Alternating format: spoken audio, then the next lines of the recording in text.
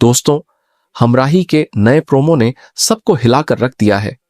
Elif की कुर्बानी क्या सच में सयान की जान बचा पाएगी, या फिर ये एक नई तबाही की शुरुआत है? आज ड्रामास थियरी लैब में हम सिर्फ प्रोमो का रिव्यू नहीं करेंगे, बल्कि एलिफ के इस फैसले के पीछे छुपी असली साइकोलॉजी और तुर्की वाले नए ट्विस्ट को भी डिकोड करेंगे। प्रोमो की शुरुआत उस दर्दनाक मंजर से होती है जहां एलिफ अपनी जान कुर्बान करके सयान को नया दिल दे देती है।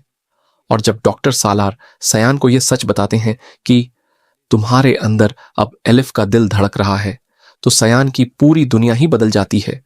यहां एक बहुत अहम साइकोलॉजिकल पहलू सामने आता है जिसे सर्वाइवर गिल्ट कहा जाता है। यानी जब कोई इंसान किसी अपने की कुर्बानी के बाद खुद को जिंदा देखता है तो वो खुद को गुनहगार समझने लगता है। बिल्कुल यही हाल अब सयान का होने वाला है। वो डिप्रेशन, तन्हाई और अंदरूनी दर्द का शिकार होता नजर आ रहा है। लेकिन सवाल यह है, क्या एलिफ ने यह सब पहले से प्लान किया था? क्या वो जानती थी कि उसकी मौत के बाद भी सयान उसके दिल के जरिए उससे जुड़ा रहेगा? और फिर कहानी में असली ट्विस्ट तब आता है जब सयान तुर्की पहुंचता है और वहां उसकी मुलाकात इल्हाम से होती है, एक ऐसी लड़की जो बिल्कुल एलिफ जैसी दिखती है। अब यहां दो थ्योरी सामने आ रही हैं। पहली थ्योरी ये कि इल्हाम दरअसल एलिफ की खोई हुई जुड़वा बहन है, जबकि दूसरी थ्योरी इससे भी ज्यादा खतरनाक है।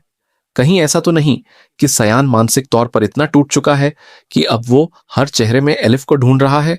यानी इल्हाम हकीकत नहीं, बल्कि सयान की साइकोलॉजिकल कमजोरी बन चुकी है। लेकिन तुर्की में सयान की मुश्किलें खत्म नहीं होंगी, क्योंकि इल्हाम का बॉयफ्रेंड जावियार उसके रास्ते की सबसे बड़ी रुकावट बनने वाला है। और आने वाले एपिसोड्स में इन दोनों के बीच जबरदस्त टकराव देखने को मिलेगा। मगर दिलचस्प बात यह है कि जैसे जैसे इल्हाम सयान की सच्चाई जानती जाएगी, वैसे वैसे वो उसकी तरफ खिंचती चली जाएगी। अब यहां सवाल बनता है, क्या सच में इल्हाम और सयान की शादी हो पाएगी, या फिर किस्मत एक बार फिर सयान से उसकी खुशियां छीन लेगी? अगर आपकी भी कोई थ्योरी है तो अभी कमेंट सेक्शन में जरूर बताइए।